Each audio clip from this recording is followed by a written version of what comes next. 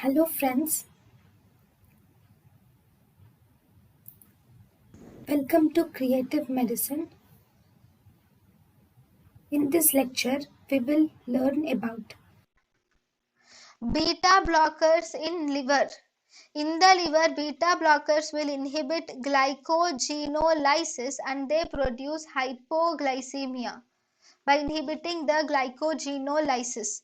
Beta blockers in the pancreas. In the pancreas, beta blockers will reduce the release of insulin and they will precipitate the diabetes mellitus. Then beta blockers in skeletal muscles.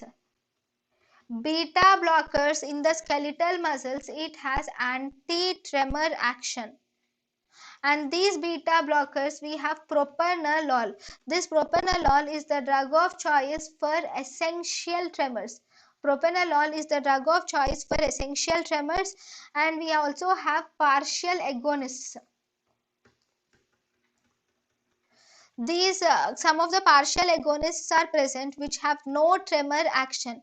So these partial agonists are also do not have any use in migraine, or they do not have any anti-angina effects. These propranolol will inhibit the potassium uptake and thus it results in hyperkalemia.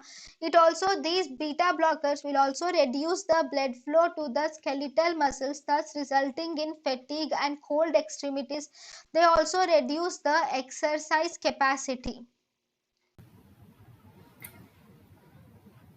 thank you and thank you for watching.